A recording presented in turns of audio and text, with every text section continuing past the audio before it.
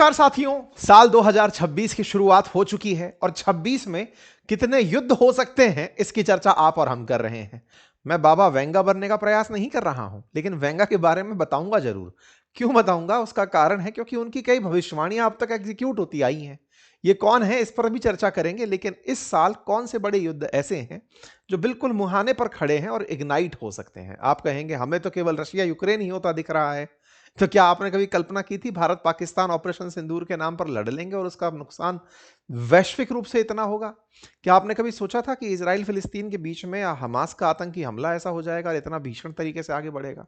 तो क्या कौन से नए ऐसे युद्ध वॉर फ्रंट के रूप में खुल सकते हैं? आज के सेशन में हम उनका जिक्र करेंगे, क्योंकि विश्व में जिस तरह से इंटॉलरेंस बढ़ रहा है, माना जा रहा है कि वर्ष 2026 भी युद्ध वाला साल रहेगा। माना जा रहा है, भविष्यवाणी की बातें हैं, एस्ट्रोलॉजी करने लगे हैं। जी नहीं, चर्चाओं में जब जब युद्ध होते हैं तो जिस तरह का फिलहाल इंटेंस माहौल है, वही जाकर के अंत में युद्ध में बदलता है। उदाहरण के लिए आप चीन ताइवान को उठाकर देख लीजिए। इस साल चीन ने न्यू ईयर पे शी जिनपिंग ने अपने शुरुआती संदेश में यह कहा है कि ताइवान को हमें लेने से कोई नहीं रोक सकता।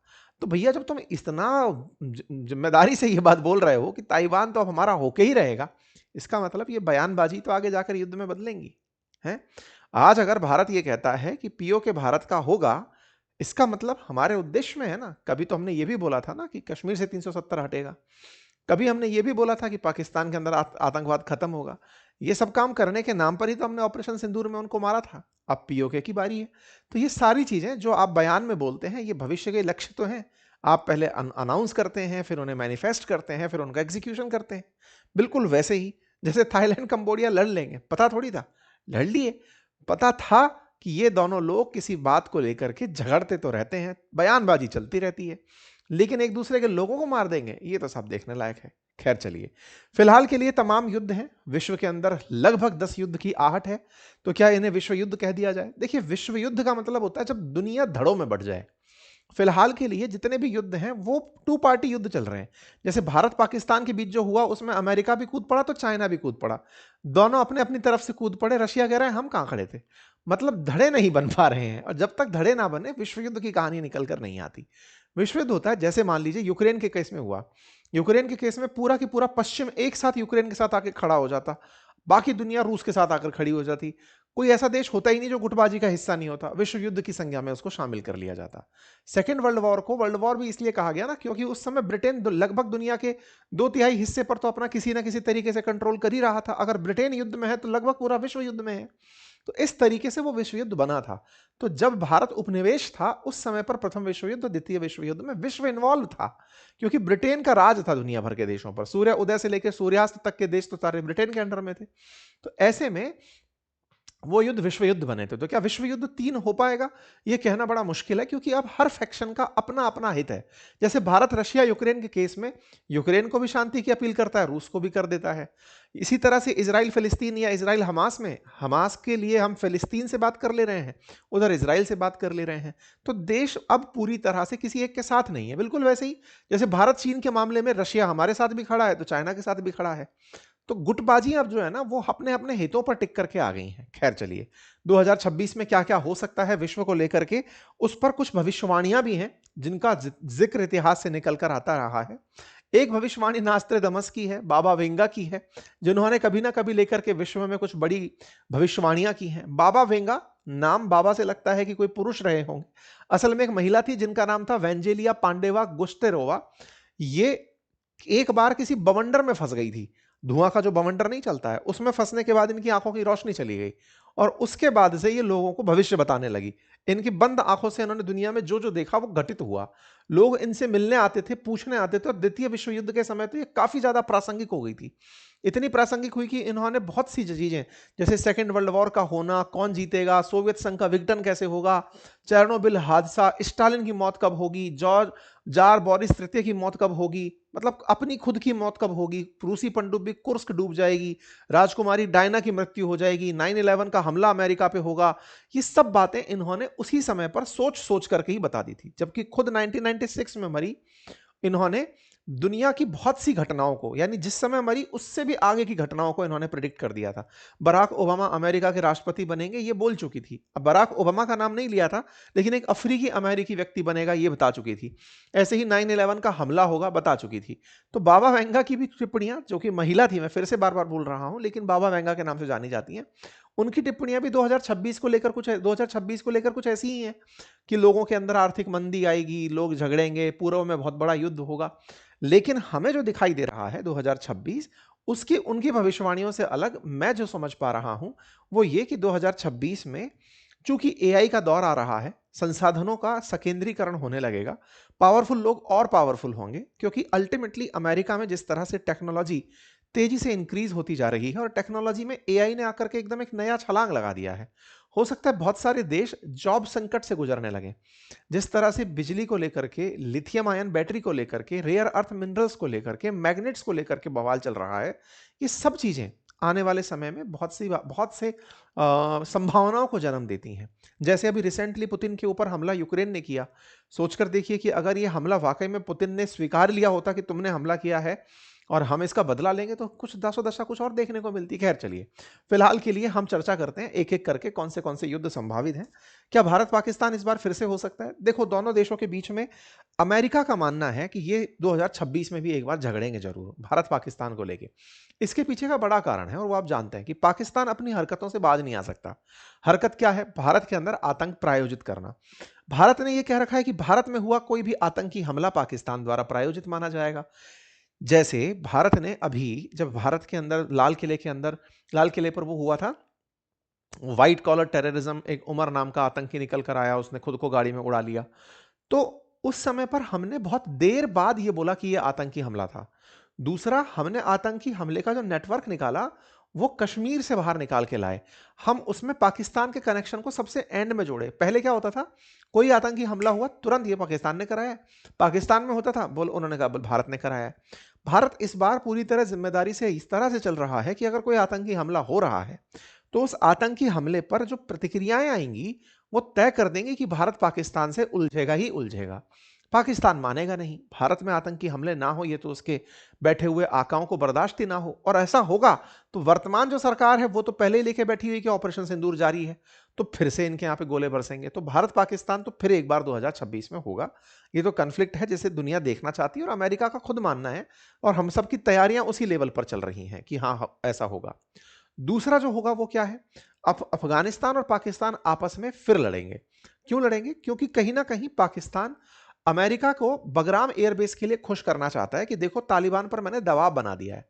पाकिस्तान को जिस तरह का अमेरिकी अटेंशन मिला है वो अभी 2-3 साल और रह सकता है। अमेरिकी अटेंशन के चलते पाकिस्तान कुछ दुस्साहस करेगा, बहुत से विषयों पर बयानबाजी करेगा। जैसे अभी आपने देखा होगा बहुत से अंतर्राष्ट्रीय मसलों पर, चाहे रूस में मसला हो रहा हो तब भी पाकिस्तान का ट्वीट आ जा रहा है। आजकल तो ऐसा हो गया कि अंतर्राष्ट्रीय स्तर पर भारत से ज्यादा सक्रिय पाकिस्तान खड़ा है बहुत सी जगह पर। जैसे अभी खालिदा जिया मरी तो प्रधानमंत्री मोदी का ट्वीट 9:45 आया है, 9:15 बजे शहबाज शरीफ करके बैठे हुए हैं। तो एकदम उन्होंने बढ़िया सोशल मीडिया की टीम रख ली है, यानी कि पीआर बढ़िया चल रहा है उन लोगों का। ऐसे में अमेरिका के द्वारा प्राप्त समर्थन से पाकिस्तान अफगानिस्तान से फिर उलझेगा, क्योंकि अल्टीमेटली अमेरिका से मिला पैसा ही पाकिस्तान को मजबूती देता है, चाहे वो आईएमएफ का लोन के रूप में हो, फिर चाहे वो पाकिस्तान से प्रॉक्सी वॉर तालिबान के अंदर शुरू करने की तैयारी में हो, तमाम चीजें। तो ये सब होकर रहेगा। ऐसे में पाकिस्तान अफगानिस्तान इस बार भी एक्सपेक्टेड है बढ़िया झगड़ेंगे, ये इस बार का मेजर एक्सपेक्टेशन है। लेकिन जिससे दुनिया को सबसे ज्यादा स्ट्रेस की उम्मीद है, स्ट्रेस से मतलब जिसमें दुनिया धड़ों में बट सकती है, वो है ताइवान चाइना। क्योंकि इस बार ना शी जिनपिंग है, शी जिनपिंग ने चाइना में इस साल के शुरुआत में ही अनाउंसमेंट में ही ये लाइन बोल दी कि ताइवान तो हमारा होगा, इसे हमसे मिलने से कोई नहीं रोक पाएगा। उधर अमेरिका अपनी तरफ से 18 दिसंबर को ही $11 बिलियन के ताइवान को वेपन सेल किया है। मतलब अमेरिका ताइवान के साथ जाकर खड़ा है और चाइना पूरी तरह से ताइवान को घेर कर खड़ा है। तो ये कभी ना कभी युद्ध में परिणित तो होगा ही। ताइवान को जिस तरह से वेपन अमेरिका बेचे चले जा रहा है, दोनों ही आपस में एक दूसरे से उलझने के लिए तैयार बैठे हैं। Nothing can stop Taiwan from being reunite with China, ये शी जिनपिंग अभी बोलकर टिके हैं। इसके हालांकि बादल 2024 में बहुत ज्यादा बने थे, 25 कहीं और युद्धों में चला गया। जरूर लोगों ने यह कहा कि जिस तरह से रशिया यूक्रेन में रूस ने सबक लिया है यूक्रेन से झगड़ के, चाइना पीछे ही इसलिए हटा। अब तक वो ताइवान पर हमला कर चुका होता, लेकिन जिस तरह से रशिया यूक्रेन खिंचता चला गया, इतनी उम्मीद नहीं था कि 4 साल तक चला जाएगा। माना जा रहा था पहले ही साल में जैसे ही रशिया यूक्रेन हुआ, तुरंत चाइना भी ताइवान के साथ वैसा ही करेगा। लेकिन यूक्रेन ने जो रेजिस्टेंस शो किया, वो तो ताइवान भी शो कर सकता है। ताइवान को भी बहुत बड़ी मात्रा में वेपन बेचे जा चुके हैं, और चाइना वॉर में अगर उलझता है तो उसके सेल्स प्रभावित हो जाएंगे, व्यापार बहुत बुरी तरह प्रभावित होगा। तो धमका धमका के काम चला रहा है, लेकिन अगर उसे युद्ध करना हुआ तो वो 2-4 दिन वाला युद्ध जरूर कर सकता है। ठीक है, ये संभावित खतरों में से एक माना जा रहा है। तो क्या अमेरिका चाइना डायरेक्ट कन्फ्रंट कर सकते हैं? नहीं। जैसे रशिया चाइना कभी नहीं करते और रशिया अमेरिका कभी नहीं करते, वो किसी और के थ्रू वाया वाया लड़ते हैं, ऐसे ये लोग भी कभी डायरेक्ट आमने सामने नहीं आएंगे, वाया वाया किसी और पार्टी के माध्यम से लड़ते हुए दिखेंगे। तो क्या भारत चाइना हो सकता है? देखो, इन दिनों ना एक बड़ा ही इंटरेस्टिंग मूवमेंट है, आपने अगर ऑब्जर्व किया हो, अरुणाचल प्रदेश को लेकर चाइना बहुत वोकल हो रहा है। जैसे यहां से कुछ लोग जो चाइना से होते हुए जापान जा रहे थे, अरुणाचल प्रदेश का उनके पास में मतलब पहचान पत्र था, तो उन्हें डिटेन कर लिया गया, रोक लिया गया, पूछताछ कर ली गई। अरुणाचल प्रदेश को लेकर के चाइना का जो रुख बनता जा रहा है, वो धीरे धीरे चाइना के साथ भारत का कन्फ्रंट्रेशन जरूर कराएगा अरुणाचल प्रदेश में। मतलब जो आप डोकलाम में देखे थे, जिस तरह से आप लद्दाख वाले सीन में देखे थे, बिल्कुल वैसा कुछ यहां पर देखने को मिल सकता है, क्योंकि अरुणाचल प्रदेश में चाइना क्लेम बहुत तेजी से कर रहा है कि वो मेरा है, वो मेरा है। यहां देखने को मिल सकता है, और हमने इसके ऊपर पहले भी आपके सामने अपनी पाठशाला पर सेशन किए हैं। इसके अलावा और क्या हो सकता है? रशिया यूक्रेन का क्या सीन है? रशिया यूक्रेन ट्रंप की बिना मध्यस्थता के रुकेंगे तो नहीं। क्या न्यूक्लियर हमला हो सकता है? नहीं, वो भी नहीं होगा। पुतिन अपनी तरीके से अपना काम करते चल रहे हैं, लेकिन हाँ, ट्रंप इसे रुकवाकर मानेंगे जरूर। तो युद्ध तो चल ही रहा है ना, 2026 के अंदर एंट्री तो कर ही गया है। ऐसे ही इजराइल के तो कई सारे युद्ध चल रहे होते हैं आसपास के देशों से, उन्हें आप एक युद्ध भी मान सकते हो, कई देशों के साथ भी युद्ध मान सकते हो। इजराइल ने, वही Israel Hamas, Israel Yemen, Israel Iran, ये इजराइल लेबनान, ये तो इजराइल के साथ होने वाले युद्ध हैं, जिनको वो 7 फ्रंट वॉर कहता है। अभी इसराइल ने एक नया फ्रंट ओपन किया है, दैट इज फ्रॉम टर्की, जिसको लेकर के उसने साइप्रस और ग्रीस के साथ गठजोड़ बनाया है। मतलब अब तक जो फ्रंट खुले थे इसराइल के लिए, उसमें एक नया फ्रंट ऐड हो गया है। ये बात आप लोगों को ध्यान रखने वाली है। तो क्या इसराइल ईरान वापस से हो सकता है? ये नहीं भी हो भी, ये तो पूरे टाइम हॉस्टाइल हैं, आपस में झगड़ने के लिए बैठे ही रहते हैं। लेकिन हाँ, हमास के वायलेशन करने पर किसी भी प्रकार से इसराइल फिर से हमास से उलझेगा। अभी ट्रंप से मिलने जब नेतन्याहू गए थे, तो नेतन्याहू को 2 महीने का अल्टीमेटम दिया गया, 2 महीने का टाइम और दिया गया कि हमास अपने हथियार छोड़ देगा। अगर ऐसा नहीं होता है तो फिर से कुछ देखने को मिलेगा। लेकिन हाँ, यह जरूर है कि इसराइल का तुर्की के साथ बवाल देखने को मिल सकता है इनडायरेक्टली, क्योंकि इस बात को लेकर के पहले भी खूब सारी बयानबाजियां होती रही हैं इसराइल तुर्की को लेकर के। इसराइल तुर्की को मैं क्यों बोल रहा हूं? क्योंकि तुर्की ने हमास के समर्थन में इसराइल से काफी कुछ लड़ाई लड़ ली है। ऐसी लड़ाइयां लड़ ली हैं कि इनके विमान अब तुर्की के ऊपर से उड़ नहीं सकते, इसराइलियों के ट्रेड पूरी तरह ऑफ कर दिया है। ये सारी चीजें अब ओपनली निकल कर आ रही हैं कि इसराइल, साइप्रस और ग्रीस मिलकर के तुर्की के खिलाफ संयुक्त फोर्स बना रहे हैं। ये हमने आपको अपने सेशंस में भी बताया है। तो इसराइल का अगर अब हमास से झगड़ा होता है, तो ऐसे में जो कई तरफ से जैसे हमले होते थे ना, यमन से हमला हुआ इसराइल के ऊपर, ईरान से हमला हुआ है ना, लेबनान से हमला हुआ, सीरिया से हुआ, अब हो सकता है तुर्की की तरफ से भी फाइट खुले, और अगर वहां से खुलती है तो एक नया वॉर देखने को मिल सकता है। इस बीच में आप में से कुछ लोग पूछ सकते हैं कि साहब, ये जो थाईलैंड, कंबोडिया जैसे देश हैं, ये तो चलते आ ही रहे हैं, तो ये छोटे मोटे छोटे-छोटे तो युद्ध चलते ही रहेंगे। लेकिन हाँ, ये युद्धों की मतलब बड़ी वो है। दुनिया में जिस युद्ध से सबसे ज्यादा बड़ी अपेक्षाएं की जा रही हैं, जैसे बड़ी युद्ध की अपेक्षाओं से मतलब है जिनका असर व्यापक होता है, व्यापक असर में वेनेजुएला और अमेरिका का युद्ध सबसे व्यापक असर वाला माना जा रहा है। ऐसा मैं क्यों बोल रहा हूं? क्योंकि वेनेजुएला के साथ में रशिया का कमिटमेंट जुड़ चुका है कि अगर तुम्हारे साथ कुछ भी होता है तो हम तुम्हारे साथ खड़े हैं। इसका इंपैक्ट देखने को मिल सकता है। यही सबसे बड़ी, फिलहाल सबसे स्ट्रॉन्ग वायलेशंस में देखने वाली युद्ध की बात की जाएगी। तो जिस तरह की इंटेंसिटी रशिया यूक्रेन की है, वैसे वेनेजुएला अमेरिका में देखने को मिल सकती है। 2026 के अंदर ये कुछ संभावित युद्ध हैं। बाकी आपको क्या लगता है, इनमें सबसे ज्यादा अगर प्रायोरिटाइज करना हो तो सबसे ऊपर आप किस युद्ध को रखेंगे कि ये तो होकर ही रहेगा? रशिया यूक्रेन ये तो चल ही रहा है, आप अपनी तरफ से किसे मानते हैं? और तो और, भारत पाकिस्तान का युद्ध होगा या नहीं इस साल, इसे लेकर आप क्या सोचते हैं? मतलब ऑपरेशन सिंदूर का फिर से सेकंड वर्जन आएगा या नहीं?